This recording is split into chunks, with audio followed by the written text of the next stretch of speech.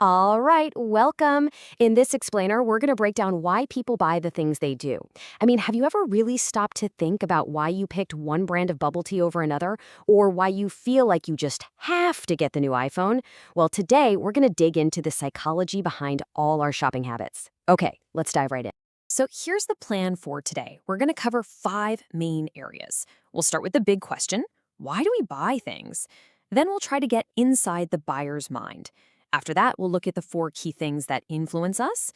Next up is the 5-step journey we take when we buy something. And finally, we'll see how businesses actually use all this information. Okay, first up, section 1, why we buy things.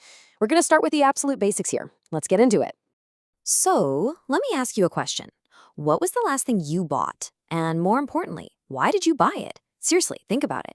Was it a Vita Soy from 7-Eleven because it was a hot day? Or a new t-shirt from Uniqlo for the weekend? Maybe it was just your MTR ride to school. You see, every single purchase, big or small, has a reason behind it. And there's actually a formal term for studying all of this. It's called consumer buyer behavior. Now that sounds a bit academic, but all it really means is looking at how final consumers, so individuals like you and me and households like your family, buy stuff for their own personal use. It's all about digging into questions like, why did you grab that Vita Soy instead of a Coke? That's the core of what we're talking about. All right, section 2, inside the buyer's mind. Let's look inside that black box. So what is actually going on in our heads when we make these decisions?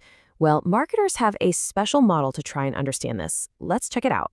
So this model has 3 main parts. You can think of it as input, process, and output. The environment is the input. That's all the stuff that influences you, like ads, prices, what's happening in the world. Then there's the buyer's black box in the middle. That's the process. It's what's happening inside your brain. And finally, you get the buyer responses, which is the output, your actual decision. And that black box? Well, that's your mind. It's got all your personal characteristics and your own unique decision process inside. The reason it's called a black box is because marketers can't literally see inside your head. So all these things, an ad, the price, what your friends think, they all go in. And your decision to buy or not to buy, that's what comes out. Okay, let's move on to section 3, our 4 key influences. So what exactly shapes our buying choices? Let's try to open up that black box a little bit and see what's actually inside. Turns out, our buying decisions are shaped by 4 main types of factors: cultural, social, personal, and psychological. We're going to look at each one. A good way to think about them is like layers of an onion, from the biggest, broadest influences on the outside to the most personal ones right at the center. First up, cultural factors. This is the big one, the basic values we learn from our family and society.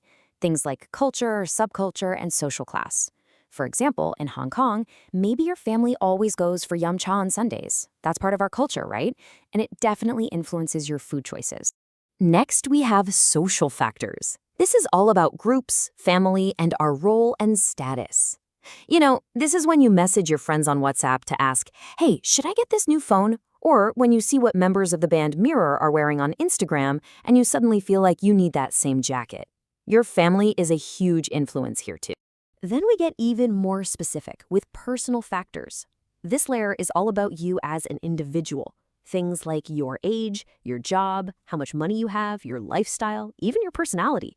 I mean, your buying choices as a student are going to be way different from your parents, right? Your budget and your daily routine have a huge impact on what you buy. And finally, we get to psychological factors. This is about what's going on inside our heads, our motivation.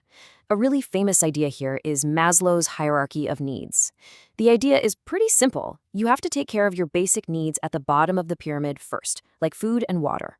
Only after those are sorted can you start thinking about the higher level needs, like feeling safe, belonging to a group, or buying a luxury item to boost your self-esteem.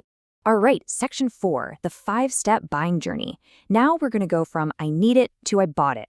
So you're influenced by all these factors we just talked about, but how do you actually make a decision? Well, it usually follows a 5-step process. So here are the 5 steps. Need recognition, information search, evaluation of alternatives, the purchase decision, and finally, post-purchase behavior. To make this really easy to understand, let's use an example. Imagine you need to buy a new pair of sneakers. Step 1 is need recognition. This is that aha moment. You look down and realize your old sneakers are totally worn out. You need a new pair for sports. It's that simple. You've recognized a need. Okay, steps 2 and 3 are information search and evaluation. So you start looking for answers. You probably go online, you ask your friends what they're wearing, maybe you check out a forum like LIHKG for reviews, or you scroll through Instagram to see what's cool. You start comparing the prices and styles of different brands. And now for the last 2 steps, the purchase decision and post-purchase behavior. You finally choose the pair you think is best and you buy it. But it doesn't end there. Afterwards, you have a feeling about your choice. Are you happy?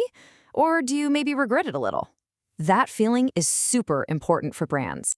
Okay, last section. Section 5, putting it all into practice. Why do we even need to know all this? Well, it's because businesses use this knowledge every single day to connect with you. Let's look at how they do it. One key idea is something called consumer touchpoints. These are basically all the points of contact a company has with you. Just think about a brand like Deliveroo. You might see their ad, then you use their app, maybe you get a notification, and then you interact with the delivery person. Every single one of those interactions is a touch point. And what companies do is they map out this whole experience. It's called a consumer journey map. This one here is for Apple. It shows all the touch points a customer has before, during, and after they buy something. The whole point is to make sure that every single interaction you have with them is a good one. So now it's your turn to think like a marketer. Pick your favorite Hong Kong brand. How could they make your buying journey even better? You see, now that you understand this whole process, you can look at marketing in a completely new way. The big takeaway here is this.